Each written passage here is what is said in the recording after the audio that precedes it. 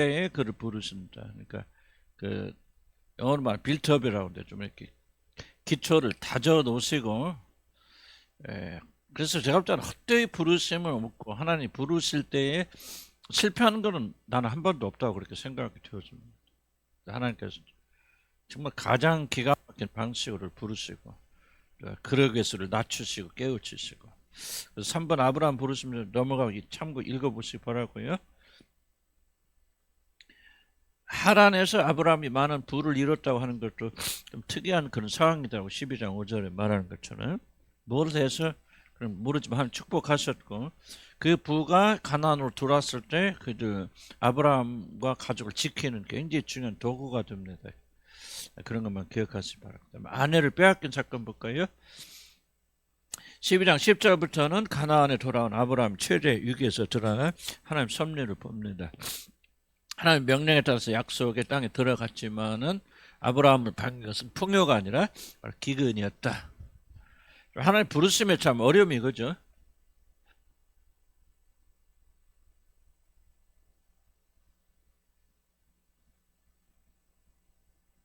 분을 그 나라로 데리고 가시는 것이지 이 땅에서 뭐 부유하게 하시고 평강하게 하시고 이제 그런 것은 아니니까.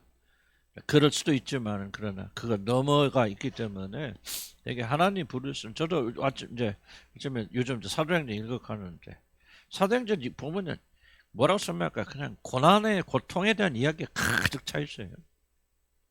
그냥 사도 바울, 베드로 뭐 복음을 전한 자들이 세상으로부터 당하는 그 유대인으로부터 당하는 모든 고통의 이야기, 고난의 얘기가 후반부로 갈수록 계속 그것밖에 없어요. 그냥 기적 이적은 조금 앞에 나오고 중간 한두 번 나오고 많이 일어났겠죠. 그렇겠지 하지만은 성령은 그것에 초점 맞추는 것이 아니라 그리스도 복음과 함께 고통을 당하는 고난에 대해서 많이 초점 맞추고. 그래서 우리가 그리스도인이 된다고 하는 것은 기쁘고 감사한 일이고 하나님께 또 많은 것도 축복하시고 복을 주시지만, 그럼에도 불구하고 그것이 꼭 세상적이고 물질적인 축복을 약속하는 게 아닙니다. 나는 여러분들이 진짜 그리스도인지 아닌지가 어디서 판가름 나냐면 바로 이 부분에서 굉장히 많이 판가름 난다고 생각합니다. 아직도 여러분들이 하나님 믿는다고 하는 것은 그분도 축복받는 일이고, 하나님을 위해서 고난을 받는 것보다는 축복받는 것, 물론 본성은 더 좋지만은 그런 것을 본질에 여기고 있다면은 나는 아직도 여러분이 그 경계선을 넘어서지 못해. 가끔 그런 생각이 드는 것이 아니라 그런 생각이 주로 하면은 나는 여러분은 결코 거듭나고 구원받은 하나님 자녀가 된 이 경계선은 넘지 못했다 생각이 들어요. 이게 굉장히 어려운 부분이에요. 왜냐하면 그렇게 열심히 있는 사람들도 어느 날 이제 그 하나님 나라 가게 된 부인 당하는 사람들이 많습니다. 깜짝 놀랄 정도. 그 반대의 사람들도 있고. 그래서 무엇을 여러분 탐하고 목적을 삼느냐가 굉장히 중요한 그런 부분이다. 그런 생각이 들고요. 하여간 어쨌든 부가 필요 없는 건 아니고 나중에 그 400명의 군사를 이끌잖아요. 아브라함이. 그래서 만약 그 군사들이 없었으면 가나안에서 아브라함은 멸족했을 것이다. 아내를 빼앗긴 거 한번 볼까요? 그래서 최고의 그 위기 보고 하나님 명령에 따라 약속의 땅에 들어갔지만은 아브라함 평은 풍요가 아니라 기근이었다. 제가 그 설명드렸네요. 그래서 그는 기근을 피하여 애굽으로, 애굽은 아무래도 돈이 많고 또 물질 축적도 많이 하게 되어지고 그렇게 들어갔는데, 자신의 아내의 미모를 탐한 자들이 자신을 죽이고 아내를 빼앗아갈, 몇 살 때 이런 일이 일어난 정확히 기록하지 않습니다. 성경은 우리가 좀 그 연대 때문에 많이 헷갈리게 되어지는데, 또 뭐 애굽 또는 아비멜렉 뺏기었을 때 그때가 그냥 순서대로 본다면은 사라가 89세, 89세나 88세 그 전에 일어난 사건이에요. 임신하기 전에. 근데 그렇게 보면 좀 문제가 있어요. 성경은 1차적으로 연대기 막 정확하게 막 그런 것보다는 어떤 사건 중 의미 중심으로 배열해 나간다. 이렇게 생각하면 조금 이해가 좀 잘 될 수 있다 생각이 되어지고요. 어쨌든 하여간 자신의 아내의 미모를 탐한 자들이 자신을 죽이고 아내를 뺏을지 모르는 아주 뛰어난 그런 미인이었다. 그런 생각이 듭니다. 그 아내를 동생을 속이죠. 다 아는 거니까. 근데 중요한 질문 중 하나는 왜 하나님은 그렇게 하나님께서 순종해서 하나님 명령에 순종해서 따라오는 그에게 가나안에 도착했을 때 하필 기근을 내리시고 좀 피해서 보내시지. 그리고 그때 이주한 아브라함과 사라는 왜 애굽으로 또 들어가서 또 그렇게 왜 또 소문을 내고 하나님 막아주시지.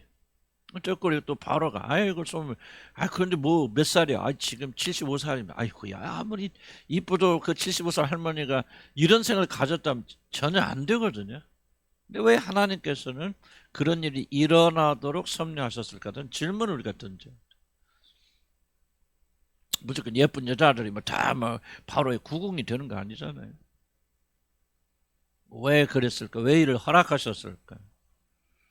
왜 하나님 이런 일을 주관하셨을까는 이제 그런 질문을 좀 던져야 됩니다. 밑에 보면 아브라함이 하나님의 말씀에 순종하여 가나안에 더 왔지만은 그렇다고 아브라함이 하나님을 온전히 알았다고 말할 수 없습니다. 우리가 구원은 단번에 받지만 하나님 아는 지식은 점차적으로 자라납니다. 우리 신앙의 성장하듯이. 그렇듯이 그런 것처럼 아브라함도 처음 가나안으로 들었을 때 물론 하란에 갈대 우를 떠났을 때 비교 안 되게 많은 믿음이 성장했지만 그럼에도 불구하고 그가 온전한 성장, 그가 아이를 낳고 이렇게 할 수 있는 그런 믿음까지 성장하지 않았어요. 그래서 보세요. 나중에 이제 하나님께서 99세가 됐을 때 너희 후손이 바다의 모래처럼 될 것이다 라고 약속을 주셨을 때 그 믿음을 아브라함은 받아들일 수가 없죠. 아직은. 그래서 하나님 뭐 해야 되냐? 그런 믿음을 아브라함이 심어주셔야 돼요. 가르쳐 주셔야 돼요. 이걸 여러분 염두에 돼요. 그러니까 이 아브라함 일생을 생각할 때 점차적으로 그의 믿음이 성장해서 결국 어디까지? 죽음까지 들어가고 그 다음에 탄생, 이삭의 탄생, 그 다음에 마지막에 오지만 부활까지를 아울러서 받아들일 수. 우리는 이제 성령의 능력으로 단번에 받지만은 그리스도가 죽고 성령이 그들 임하기 전까지 그들의 단계는 이걸 점차적으로 받아야 되는데 아직까지는 아브라함이 그 단계에 두르지 못했다는 거죠. 그렇다면 뭐 하나님 편에서 보면은 부르신 그를 그런 믿음으로 양육해 가실 필요가 있는 거잖아요. 이해 가시죠? 이걸 봐야죠. 이걸 봐야 왜 그렇게 어려움을 만났을까? 왜 그렇게 하나님은 사라가 하여튼 좀 잡혀가게 하셨을까? 자, 중요한 점인데 우리가 참고사항이 하나 있으면 그게 뭐냐면 그 당시 사람들은 하나님에 대한 정확한 이해나 순종이 없어도 일반적으로 신적 개입에 굉장히 개입을 심각하게 받아들였던 그런 시대라는 걸 감안해야 됩니다. 현대하고 전혀 다르죠. 그래서 야곱의 삼촌 라반이 벌써 하나님 막 섬기고 막 그랬나? 안 그랬거든요. 우상숭배자였거든요. 그러나 꿈에 하나님이 나타나셔서 너 야곱을 가서 해하지 마라 하니까 하나님을 전혀 알지 못한 야곱이 이제 라반이 순종합니까 안 합니까? 다 순종하잖아요. 그럼 왜 그렇습니까? 하나님을 알고 믿어서 그런 게 아니에요. 그리고 고대인들에게는 뭐가 있어요? 신적 존재는 절대적 맹종. 만약 신적 존재의 말에 거슬리면 우린 끝난다, 죽는다, 끝이다 하는 그런 우리 현대인들과 전혀 다른 그런 믿음이 있었다는 거죠. 하나님 예수 그리스도 아버지 하나님으로서가 아니라 신적 존재로서요. 그래서 라반이 이렇게 순종합니다. 근데 바로도 없어. 바로도 자신의 꿈을 꾸는데 개꿈이야 그렇게 무시할 수 있잖아요. 바로가. 그런데도 불구하고 그가 그것을 받아들여서 모든 운명을 여러분 요셉의 손에 맡기는 것은 뭐냐? 그만큼 그들은 꿈이나 고대 이런 초자연적인 현상에 대해서 굉장히 심각하게 다뤘다는 거죠. 현대인들 전혀 다른 거예요. 우리가 이해하려면요, 그 당시 사람으로서의 성경을 이해해야 돼요. 우리가 아니고. 우리는 지금 그걸 것도 개꿈이네. 그것도 심리학적으로 분석해서 속에 어쩌고 저쩌고 해서 이렇게 끝나지만은 사실 그 당시 사람들은 아주 심각한 계시로 받아들이게 되었다. 그렇기 때문에 아브라함이 과연 하란을 떠나서 가나안으로 들었을 때 그가 정말 우리가 하나님 아는 지식 그리고 20년 30년 지난 뒤에 아브라함이 하나님을 아는 것 같은 지식으로 우리 주 예수 그리스도 아버지 하나님께서 나를 가나안으로 가라고 하시는구나. 그리고 그의 후손을 통해서 온 인류를 구원하려는 계획을 가지고 계시는구나 하는 그런 정확한 믿음을 가지고 아브라함이 순종했다 보기는 어렵습니다. 뭐냐면 아직도 아브라함 믿음은 발전해야 될 여지가 굉장히 많은, 좀 어려운 얘기지만은 발전의 여지가 굉장히 많은 그런 부족한 믿음이에요. 그럼 뭐예요? 하나님께서는 이제 그에게 자기 자신 누군가를 그들의 계시해 주시고 가르쳐 주실 그런 필요가 있는 거죠. 이게 바로 왜 하나님은 사라가 애굽의 왕의 후궁이 되어져서 그런 수모를 겪게 하셨는가에 대한 결정적인 섭리에 대한 이해 출발이 된다. 그런 생각이 듭니다. 그래서 벌써 그 다음 달에 보면 그래서 그는 자신의 섭리 가운데 가나안에 기근을 보내시고 아브라함과 사라를 애굽에 보내셔서 하나님을 그들이 직접 체험하도록 하신답니다.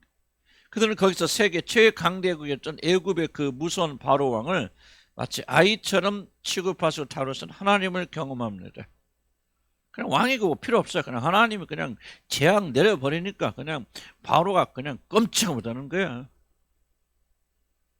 그러니까 전혀 다르. 지금까지 보세요. 성경 보면은 아브라함이 뭐 조금만 있었겠지만요. 아브라함이 하나님의 직접적 체험은 기록이 안 돼 있어요. 이게 처음 경험이에요. 가라 하니까 가요. 그 안에 어떤 일이 있었겠죠. 그러나 성경 기록하는 것은 정말 이게 하나님이야. 이게 내가 지금 나를 부르신 그분이거나 하는 것은 어디서 지금 발견하고 체험하게 되냐면 바로왕 사건에서 체험하게 됩니다. 그러니까 그것도 그 드라마틱하잖아요. 드라마틱하잖아요. 자기 아내를 빼앗겼어. 누가 뺏어갔어요? 아니 깡패 두목이 깡패가 뺏어가도 찾아오기 어렵지 않습니까? 무슨 뭐 시장이 데려가도 어렵잖아요. 어디 나라 왕이 데려가도 어려워. 그런데 그 지방을 그 근말 다 다스려 통치하는 강력한 이 애굽 대제국의 왕 바로가 그를 데려갔는데 하나님이 그냥 하루아침에 그냥 쳐버리시고 테러를 막으시고 막 이렇게 하니까 그냥 마치 그냥 바로는 어린애처럼 발발발발 기잖아요. 이걸 보고 아브라함이 뭘 배웠겠어요? 이야, 하나님 위대하셔. 나를 부르신 하나님은 이런 분이시구나. 죽은 자도 살리시. 그래서 나중에 이런 믿음들이 쌓여서 부활의 신앙으로 이어져 가는 거예요. 부활의 신앙. 물론 우리는 뭐야? 성령 안에서 성령 우리에게 주어지기 때문에 단번에 이 믿음이 있죠. 우리는 달라요. 다르지만은 이걸 기억하셔야 됩니다. 우리가 이미 받은 것을 우리가 깨닫고 우리 것으로 만들어 가는 것은 아브라함이 겪었던 그런 과정과 전혀 다르지 않습니다.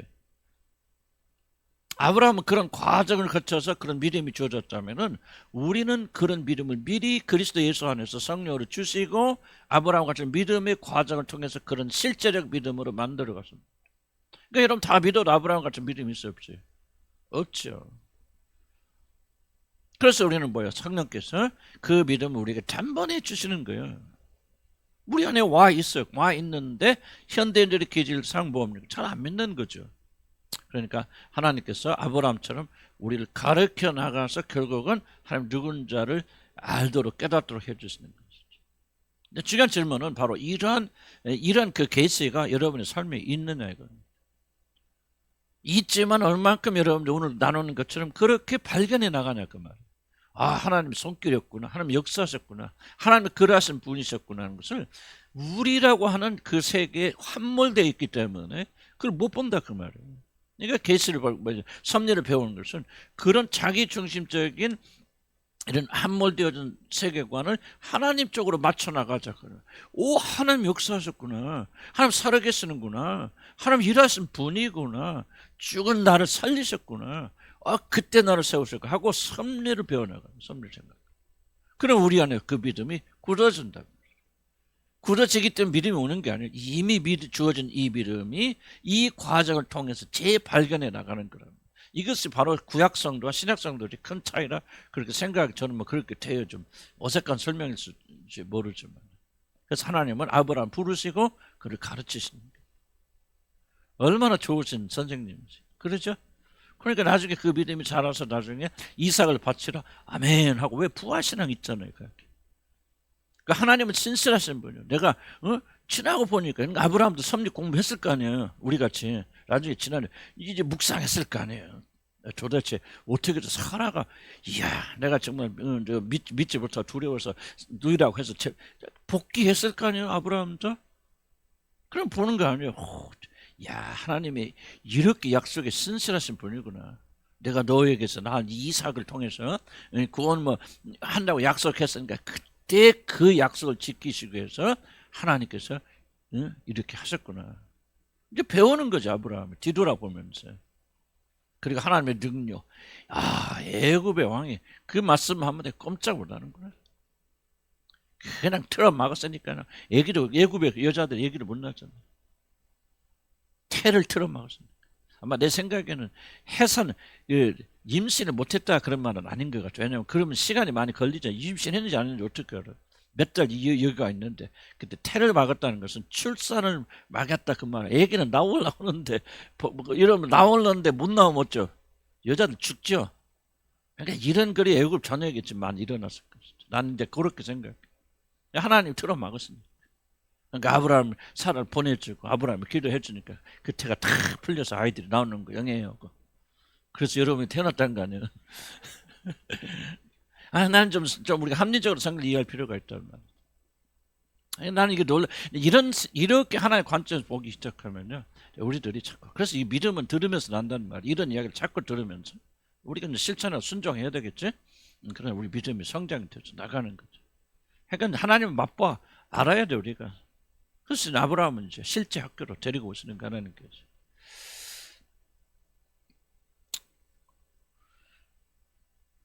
물론 이제 아브라함은 완전한 믿음의 밑에 도달하지 못했기 때문에 멜기세덱 왕에게 똑같은 실수를 저지르지만 그의 믿음은 성장한 후에는 이삭을 번제로 드리라는 하나님의 명령에서 그의 완전함이 드러납니다.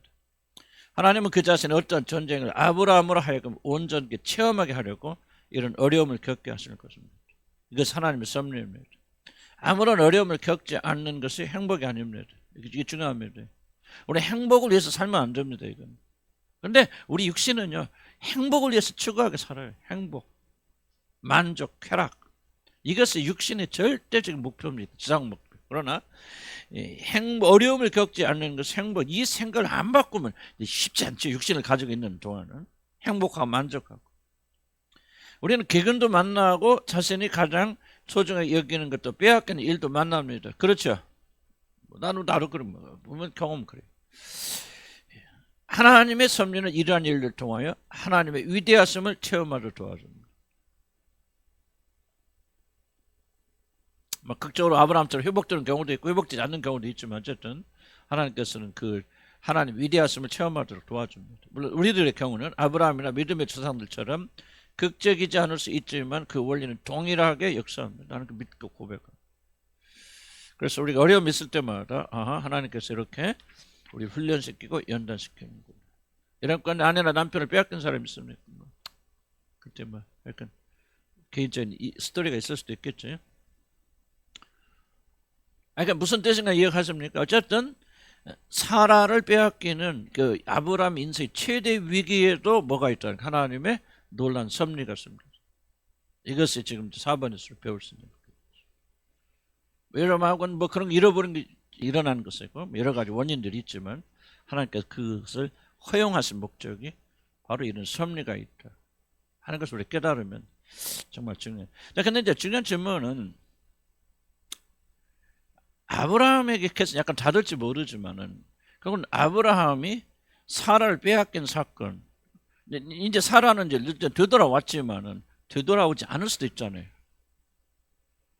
그랬을 때 아브라함이 그 결과로 내가 하나님을 더 알게 됐다. 그렇게 생각한다면은 좀 뭐라고 설명할까 좀 우리가 무언가 큰 걸 잃었다 그 말이에요. 근데 이 대가로 우리가 하나님과 더 가까이 나갔다 알게 되었다라고 말했을 때 만약 여러분들이 하나님과 가까이 나가는 것이 절대적으로 중요하다는 사실을 믿음이 없으면은 이 잃어버리고 빼앗긴 것을 얘는 그냥 잊어버릴 수 있을까? 무슨 말인지 이해는 가십니까? 그러니까 우리가 신앙이 자라야 된다는 것은 이게 정말 중요해. 내가 뭐 돈도 없고 건강도 없고 다 잃어도 그 대가로 내가 하나님을 발견하고 하나님 나라에 들어가는 자가 되었으니 정말로 기쁘고 감사하고 즐거워. 이 믿음이 되어져야만이 섭리가 이해가 되어지는 것이지. 아직 여러분의 마음속에서 나는 그 하나님 나라 그보다는 지금 이 땅에서 먹고 사는 게 더 중요하다는 마음이 여러분의 무의식을 지배하고 있다면 여러분은 섭리를 절대 이해하지 못합니다. 아무 의미가 없어요. 그래서 내가 항상 강조하는 거듭나시라는 거예요. 거듭나서 이 가치가 바뀌어야 돼요. 여러분. 안 바뀌면 지금 내가 말하고 있는 강의는 아무런 의미가 없어요. 여러분들. 무엇이 중요합니까? 지금 만약 여러분들이 앉아서 그래 내가 참고 견디고 그렇게 막 섭리를 받아들이면 이렇게 빼앗긴 것도 다 내게 막 7배가 되돌아올 거야 라고 여러분이 그런 식으로 섭리를 이해하고 앉아있다면 여러분은 하나님과 아무런 상관이 없는 사람입니다. 왜냐하면 섭리는 그걸 말하지 않겠죠. 섭리 최종적 통찰은 뭐예요? 섭리는 항상 무엇이 따라온다고 그랬어요? 고통이 따라온다고 그랬죠. 세상을 의지하는 것을 무너뜨리세요. 세상을 바라는 마음을 바꿔주세요. 오직 하나님 한 분으로 채워 가시는데 새로는 뭐? 그래서 성경 아까 얘기했던 사도행전 보면은 하나님으로 가득 채워졌던 사람들에게 무엇이 많이 일어나더라? 고난과 고통이 뒤따르지 않더라. 그럼에도 불구하고 그들이 기뻐하였던 이유가 무엇인가? 바로 그것에 참된 가치를 발견했기 때문이다. 여러분이 그것을 알지 못해, 인정하지 못해. 여러분이 방황하는 것은 다 근거가 있어요. 나는 왜 그런지 몰라요. 뭘 왜 그런지 모릅니까? 여러분 세상을 사랑해요. 세상이 너무 좋아요. 하나님보다 이게 더 좋아. 그래서 갈등하는 건데 뭘 이해가 안 됩니까? 그러면 함부로 안 되죠. 이해 다 돼요. 정확하게 됩니다. 왜 나는 이렇게 믿음이 없을까? 믿음이 없는 게 아니에요. 세상을 더 사랑해서 믿음을 선택하지 않기 때문에 그래요. 뭘 그렇게 어렵습니까? 우리는 그런 식으로 하나님 앞에 나가면 안 돼요. 그래서 우리가 이제 한쪽으로 섭리를 이해하려면 반드시 우리가 자신이 바뀌어져야 된다. 어떻게 바뀌어져야 되나? 다 세상 거 잃어도 사라를 빼앗겨도 사라가 다시 돌아오지 않아도 이 일을 통해서 내가 하나님과 더 가까워졌다면은 난 이것에 더 가치가 있다.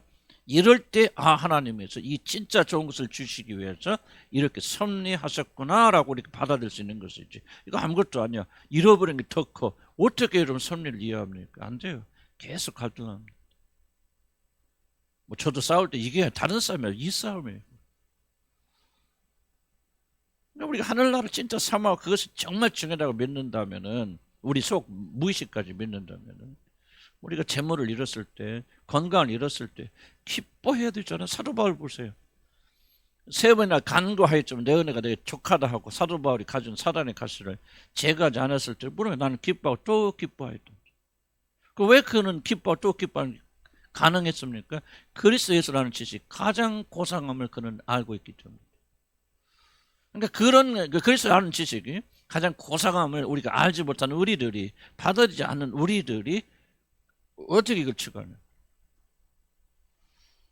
그러니까 우리는 섭리된 중요한 것도 이해를 하는 것도 중요하지만은 그러니까 우리가 정말 우리가 변화돼야 되고 변화됐던 사실, 새로운 존재라는 사실을 지속적으로 우리가 기억하면서 우리가 세상에 있거든 사랑하지 않는 마음을 우리 유지하지 않는다면 사실 섭리뿐만 아니라 하나님의 가르침 모든 가르침이 도전받을 수밖에 없고 흔들릴 수밖에 없다. 여러분이 세상을 사랑하고 여러분 자신을 얼마나 끔찍히 사랑하는가는 어려운 일 당해보면 알아요. 그때 드러나는 거죠. 여기 앉아서 여러분 고백하고 뭐고 사실 그래서 우리는 정말 우리가 전화 여러분이나 거짓말 할 때가 많아요. 하나님 앞에서. 그런 사람 되게 해주시라고.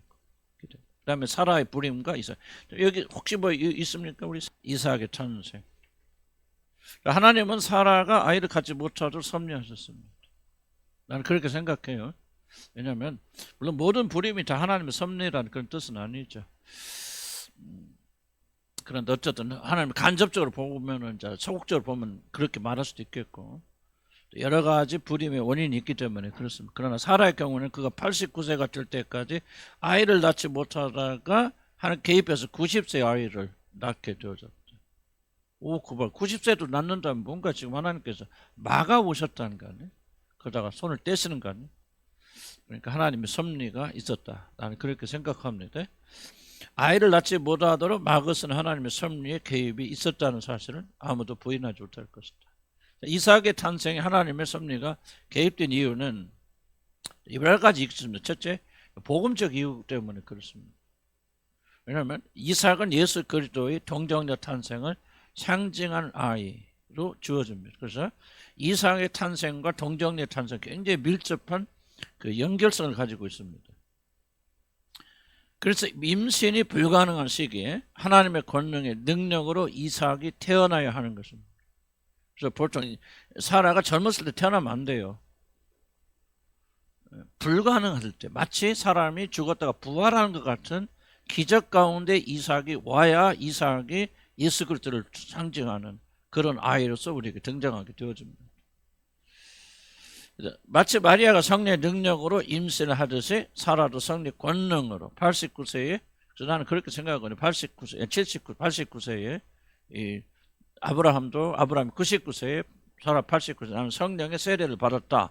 좀 표현이 그렇지만 나는 그렇게 생각합니다. 그래서 성령이 임하셔서 권능을 아기 갖게 되고요. 만약 하나님께서 그의 임신을 막는 섭리를 베풀지 않았다면은 이삭은 뭐예요? 사라가 젊었을 때 자연적으로 생사는 단지 평범한 아이에 불과했을 것이다. 이삭이 뭐 특별한 존재다 그런 게 아니라 그 탄생의 어떤 섭리가 특별하다 그런 뜻입니다.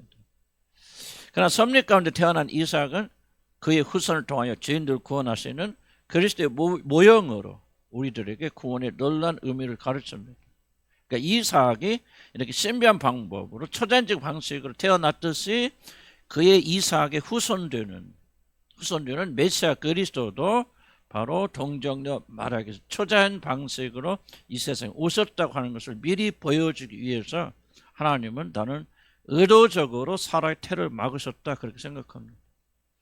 자, 사라와 마찬가지로 우리들이 뿌린 씨앗이 전혀 돌아오지 않을 때도 내가 많습니다. 그렇죠. 자, 사라 보세요. 사라가 사라의 잘못이 뭐예요? 사라가 90세까지 아이를 못 낳는 이유가 무엇입니까? 전혀 사라 자신에게 문제 있는 거 아니잖아요. 하나님께서 초자연적인 능력의 아기를 보여주셔서 그리스도의 모형으로 오실 것을 보여주기 위해서 하나님이 아무런 잘못이 없는 사라의 태를 막으신 거예요. 자, 이해가세요? 이해한가요? 간다고 내가 가는지 오는지 알지? 옵니까? 잘 가고 오고 있습니까? 이러면 이런 사고를 잘 해야 돼요. 왜냐면 믿음이 여기서부터 나오기 때문에. 하나님 의도적으로 막으셨죠.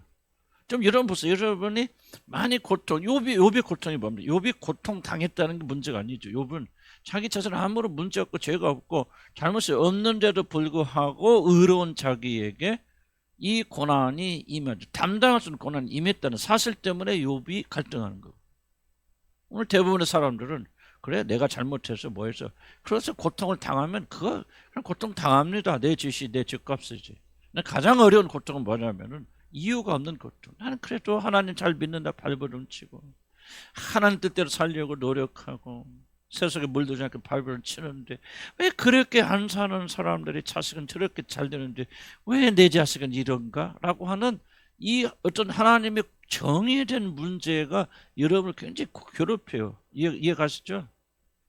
아니, 난 이렇게 뭐 주님의 함께 가서 막 15년이나 막 뺑뺑이 돌리고 이렇게 막 나름대로 막 이렇게 헌신하고 그러는데 왜 이렇게 뭐가 안 주어지는 거야? 라고 하는 이 질문들이 굉장히 여러분 우리 자신을 괴롭히거든요. 그럼 사라의 죄가 뭐냐 말이에요. 아니요, 사라를 통해서 예수 그리스도를 드러나게 하시기 위해서 하나님은 의도적으로 사라의 태를 막으셨단 말이에요. 마찬가지로 우리들에게도 다 우리는 뭐 그렇게 거룩한 사람 아니지만 그러나 그래도 우리가 당하는 이런 고난 중에서 어떤 때는 정말 하나님 왜 이러십니까? 라고 질문 속에는 아니 왜 내가 무슨 큰 죄를 저질렀길래 하나님 이렇게 나를 괴롭히십니까? 라고 하는 질문이 들어가 있거든요. 이 질문에 대한 답변을 여러분 저라 자매도 자기 남편이 사망이 됐어요.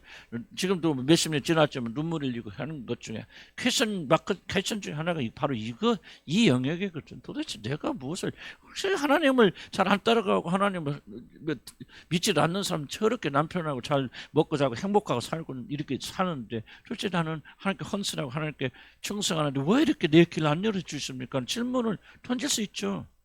삶 속에서. 꼭 죽으면 아니더라도.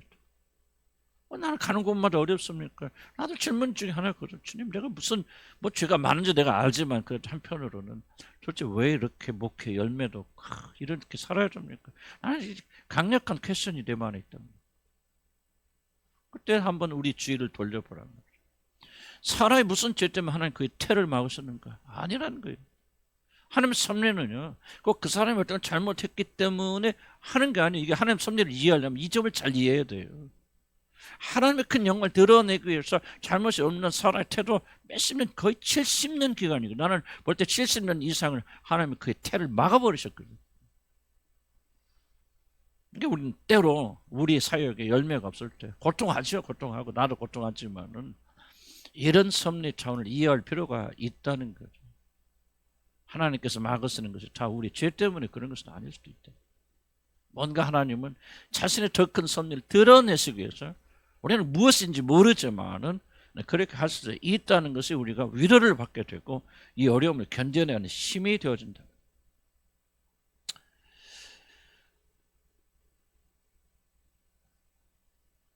물론 실패는 많은 원인들이 있지만 때로는 하나님의 섭리 때문에 그럴 수도 있습니다. 큰 죄나 실패가 없음에도 우리들이 광야를 걸어야 하는 그런 경우도 많다는 뜻입니다. 사라가 그랬습니다. 경건한 사라 남편 아브라함이 2번이나 팔려가면서 그를 주라 부르며, 히브리서 나오지 않습니까? 그를 주라고 부르며, 아니 그 베드로후서 나옵니까? 사라를 2번이나 남편 팔아먹었잖아요. 사라한테 분노가 많죠. 그러니까 이스마엘에게 막 갖다 퍼붓고 막 하갈에게 갖다 퍼붓는 것이고 남편에게 퍼붓지 나중에 나이 들었을 때. 왜 분노가 왜 없어 사라에게? 근데 그런 사라가 죽기가 충성하고 복종하고 아브라함에게 그런 자기를 팔아먹은 남편을 향해서 주라 부르면서 복종했단 말이에요. 이런 경건한 여자가 어디가 있냐 사라가. 그런데 사라에게 돌아온 게 뭐예요? 하나님께 70년 동안 그를 아무런 열매를 맺지 못하는 그런 삶을 살도록 하셨단 말이에요. 무슨 말인가 이해는 가죠? 우리 똑같은 질문을 던지거든요. 그래서 아까도 얘기했죠. 우리들의 질문을 성경의 구조 속에 집어넣어서 대답을 찾아야 된다. 우리는 우리들의 질문을 성경에 집어넣지 않고 우리들의 생각, 사회풍념, 생각, 가치 이런 것도 집어넣으니까 뭐밖에 안 나와요? 이 원망, 불평, 분노밖에 안 나오죠. 성경 구조 속에 넣어보라고 말이에요. 뭐가 나오는지.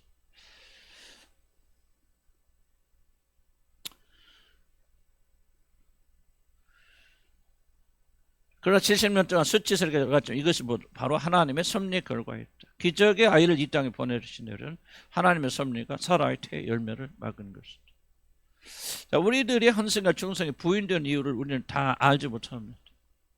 그러나 선한 목적을 위하여 하나님께서 태를 닫으시듯이 우리의 삶에 더 열매를 맺지 못하는 경우도 적지 않습니다. 바로 그럴 때 우리는 아브라함과 사라가 약속의 때를 기다렸듯이 인내 가운데 때를 기다려야 됩니다. 어느 것은 우리들이 살아있을 때 그 열매를 보지 못하는 것도 있습니다. 그러나 선을 행하다가 낙심하지 말라는 교훈에 따라 우리는 기다려야 됩니다. 그래서 하나님께 보시는 가장 아름다운 열매는 뭐예요? 인내하는 열매인데 제일 어려운 것 같아요. 저도 보면 인내하는 것은. 어쩌면 우리들이 바라는 열매를 얻지 못하는 경우도 있을 것입니다. 그러나 그러할지라도 우리들은 인내의 연단을 통하여 우리들 자신이 그리스도의 형상으로 변하게 될 것입니다. 사실 이것이 더 큰 열매가 아니겠습니까? 그렇죠? 가장 큰 열매. 하나님 뭐라 합니까? 아브라함아, 내가 너희 지극히 큰 상급. 여러분 이걸 잘 이해하셔야 돼요, 이 부분. 그럼 하나님 자신을 주신 것이 우리의 가장 큰 상급이라면 우리가 하나님께 드릴 수 있는 가장 큰 선물은 무엇입니까? 똑같죠, 우리 자신이에요. 여러분 이걸 성경 그냥 가볍게 여기지 마시고요. 이걸 묵상하면서 생각해 보세요. 하나님 우리에게 주신 최대 선물은 뭐 자기 자신이에요. 그래서 아브라함은 내가 너희 지극히 큰 상급이다. 돈도 아니고 물질도 아니고 물론 하나님 주시면 따라오겠지만 그러나 그것이 중요한 그러면 하나님이 우리로부터 기대하는 것은 뭐예요? 가장 큰 선물. 똑같은 거지. 하나님이 다른 성품이 아니잖아요. 헌신과 정상 이게 아니 뭐 그 다 포함되어 있죠. 뭐 우리 캐릭터에서 나온다면 그런 그 다른 것은 아니겠죠. 그러나 하나님이 여러분부터 기대하는 것도 변화된 여러분의 모습. 아무것도 못해도 괜찮아요. 무엇을 하느냐가 중요한 것이 아니고 여러분이 누구냐가 중요한 거죠. 그래서 하나님은 왜 우리가 사라처럼 아무 죄도 없는 사라의 70년 태를 막느냐. 그를 통해서 예수 그리스도 열매가 맺히잖아요. 이런 복음적인 차원에서 봐야 돼요. 이삭이 누굽니까? 예수 그리스도 메시아의 메시아. 그를 통해서 메시아가 오잖아요. 그러니까 상징적으로 이삭은 예수 그리스도를 상징하는 거예요. 그 사람을 살아보세요. 이걸 성경 우리 해석 잘해보세요. 지금 하나님께 태를 막으신 거 뭐예요? 그의 고통으로 인해서 누가 열매? 뭐요? 예수 그리스도는 열매를 맺잖아요. 그럼 우리의 고통을 통해서 하나님도 뭐냐? 예수 그리스도 우리가 점차점적으로 변화돼서 어떻게 그리스도 형상을 이루어 나가잖아요. 그래서 우리 말과 행동과 생각과 모든 것들이 그리스도와 동일하게 되고 이런 자들이 우주에 가득 차게 될 때 하나님 영광 받으시죠. 우리가 무엇을 하느냐가 인간이니까 우리가 잠깐 유혹도 받고 얼마나 성공적인 실패는 얼마나 많은 걸 이뤘느냐 하는 것들 저와 여러분이 굉장히 중요한 관심일 수밖에 없죠. 인간이기 때문에. 그러나 하나님의 관점에서 본다면은 그렇지 않을 수도 있다. 그래서 여러분 열매 없을 때 어떻게 하나님의 섭리를 이해할 것입니까? 좀 고통하잖아요. 여러분 앞에 있는 보면 열매 없잖아요. 그렇죠? 그렇죠. 어떻게 그래?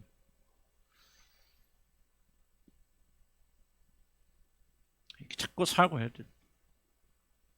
나는 굉장히 이게 성경 나도 그냥 지나가려도 성령께서 인도하셨다 나를 믿죠. 그래서 그래 그냥 한 성경에 예를 들고. 근데 제가 볼 때 뭐 내 생각이 나는 모르겠어 그렇긴 하지만은 야 참 이게 이렇게 놀랍다. 난 굉장히 놀랍다 생각했다.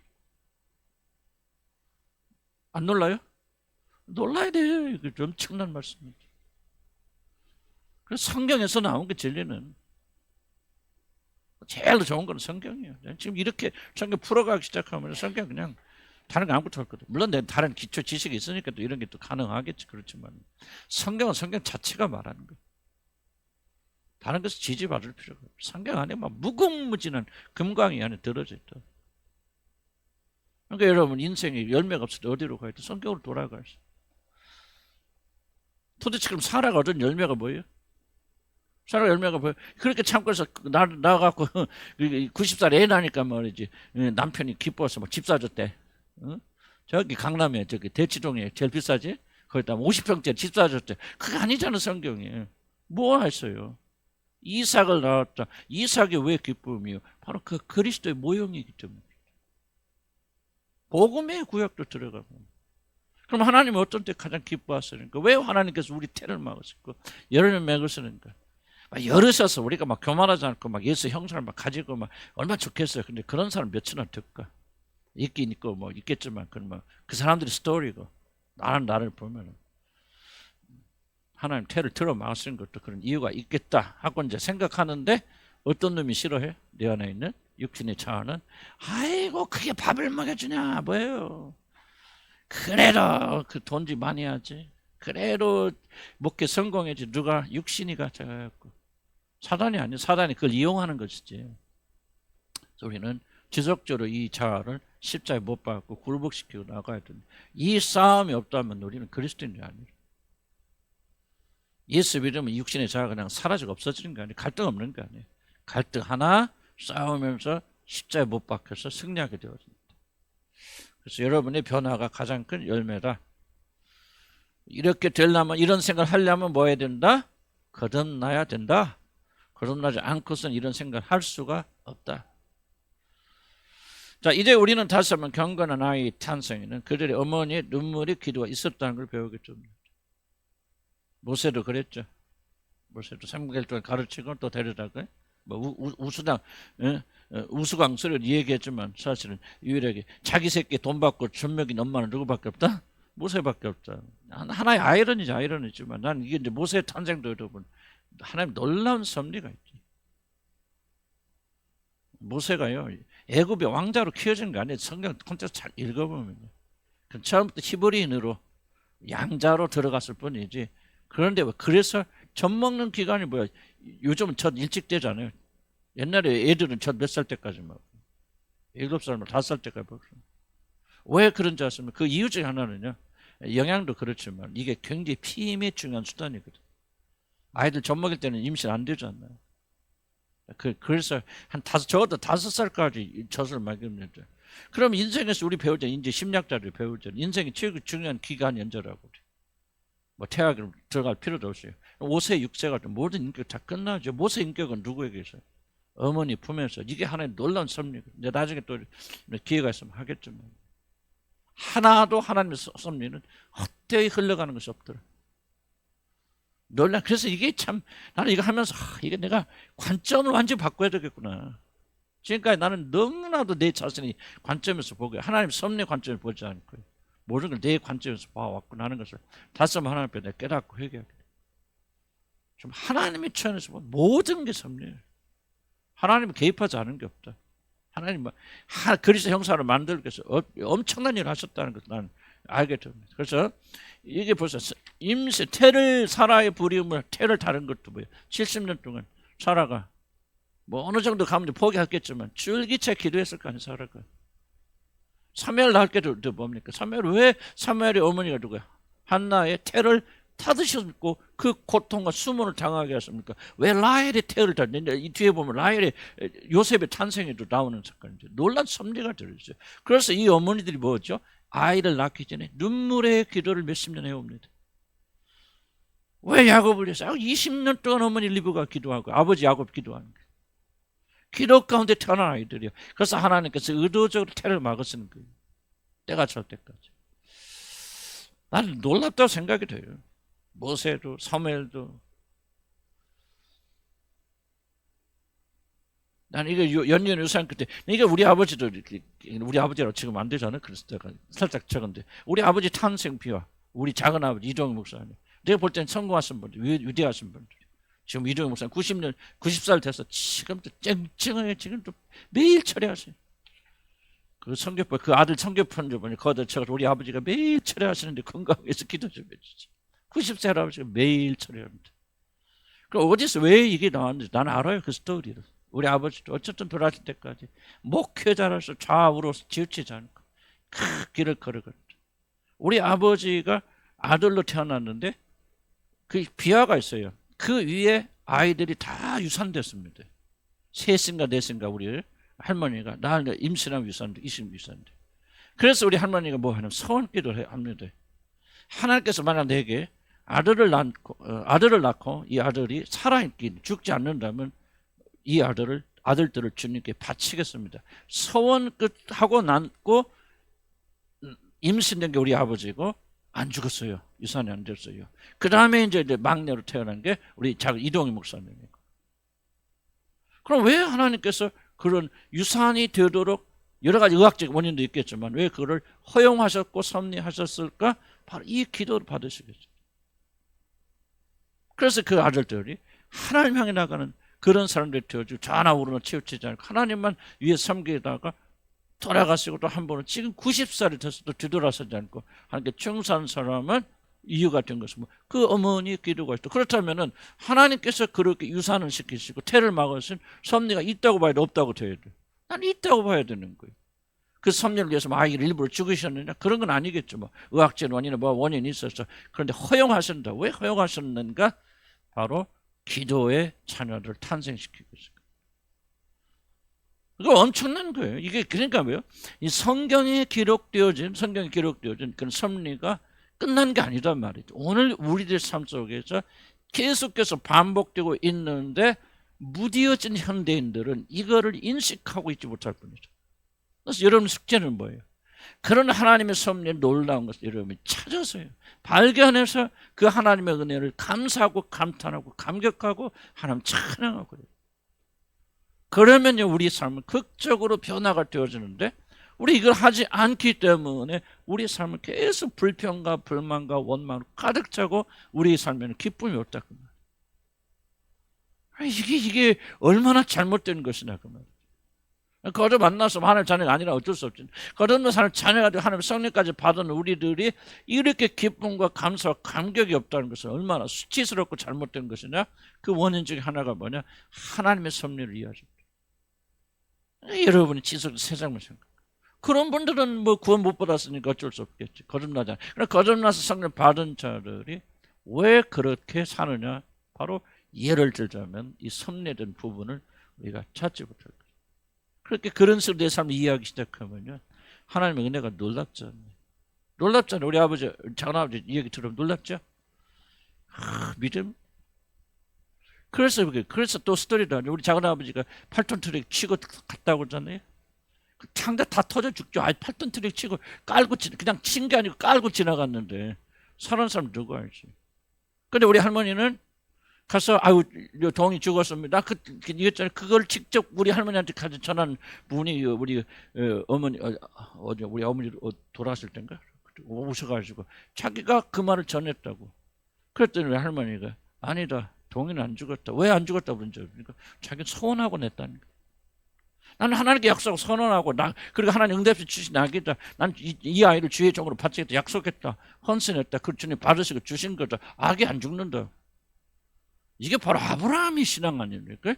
바쳐 불태워 그래 그렇게 해도 그는 이 아이를 통해서 구원자를 보내서 약속했으니 하나님 다시 살리실 거야.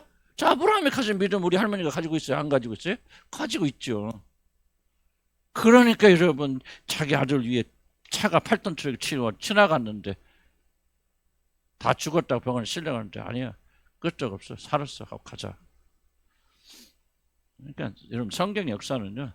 우리는 참 한참 멀지만 믿음의 사람들에는 성경 역사와 그들의 신앙이 단절되어 있는 게 아니에요. 우리 숙제는 밑에 있는 우리들이 어떻게든지 기어 올라가야 될 거 아니에요. 이게 구원받은 자리의 의미지. 구원받았으니 막 기뻐하고 즐거워 하늘나라 간다 막 전부 거짓 아니에요?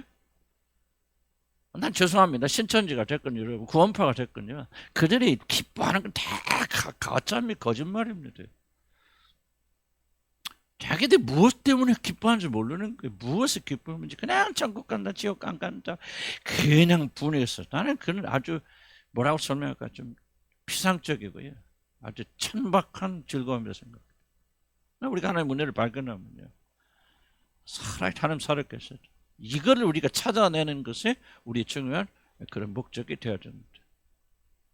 왜 하나님은 사라를 오랫동안 닫으셨습니까? 바로 태어날 이삭이 기도로 태어나도록 하셨어요. 리브가가 신랑들 이삭의 첫 번째 모습은 들에서 묵상하는 이삭이었죠. 잘 보세요. 그냥 보세요. 자, 리브가가 이제 이삭 독자. 자, 이삭이 뭐였습니까? 경건 생활하고 있죠. 들에서 묵상하고 기도하고 있잖아요. 이게 리브가 첫 번째 만남, 첫 번째 모습이었죠. 얼마나 놀라운 겁니까? 그러면 이 어린 이삭이 성장해서 왜 이렇게 경건한 모습으로 그가 탈바꿈하게 되어졌을까? 물론 아브라함 영향도 많겠죠. 그러나 나는 이 리브가의 믿음, 70년 동안 태를 다지시면서 그 아이를 기도하면서 이런 마음 안 하겠습니까? 우리 할머니처럼 하나님께서 나에게 하나님이 자식을 주신다면 이 자식을 하나님의 것으로 키우겠습니다.